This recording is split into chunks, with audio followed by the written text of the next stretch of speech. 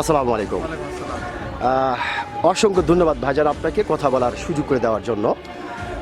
তো ভাইজান, সর্বপ্রথমে জানতে চাচ্ছি আপনি কেমন আছেন? আলহামদুলিল্লাহ যে আল্লাহ আপনাকে ভালো রেখেছে। তবে ভাইজান, আপনার নামটা জানতে পারি?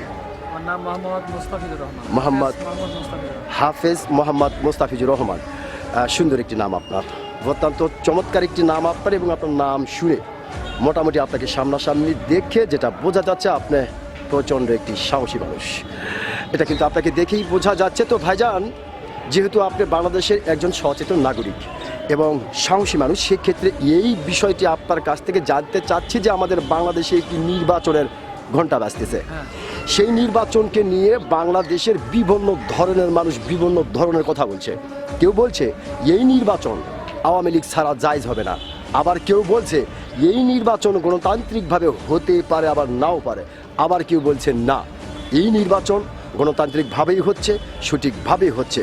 তো আপনি একজন বাংলাদেশের সচেতন নাগরিক এবং সাহসী মানুষ হিসেবে আপনার কাছ থেকে জানতে চাই যে আপনি কোনটা মনে করেন? কোনটা মনে করেন? জি। অনেক স্বৈরাচারী কাজ করেছে, ওরা ফ্যাসিস্ট, ওদের কোনো কথা বা অন্য কিছু চলবে না। গোটা বাংলাদেশে জামাত ইসলামের ঝড় উঠেছে।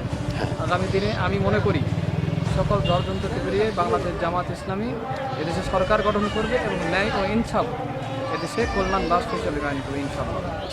আমার প্রত্যাশা, এবং আমি সবাইকে আহ্বান করি যে যৌবনের এবং তারুণ্যের পতন ভোট দাঁড়িপাল্লা করতে হবে।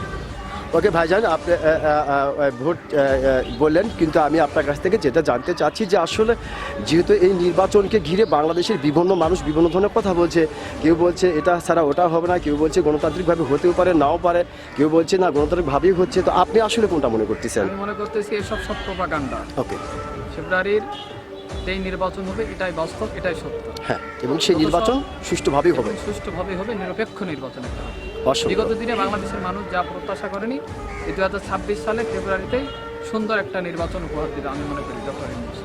অসংখ্য ধন্যবাদ ভাইজান আপনাকে। আপনি যে সত্যিকারের একজন সাহসী মানুষ, আপনি কিন্তু আপনার সাহসিকতার পরিচয় দিয়েছেন। আপনি বলেছেন এই নির্বাচন গণতান্ত্রিকভাবেই হবে, সুষ্ঠুভাবেই হবে এবং দেশের মানুষ সব আনন্দমুখর হয়েই ভোট দিতে যাবে। অসংখ্য ধন্যবাদ ভাইজান আপনাকে। আমি আশা করব আপনার এই কথাটি বাংলাদেশের অনেক মানুষই হৃদয়ে গেঁথে যাবে। অসংখ্য ধন্যবাদ আপনাকে।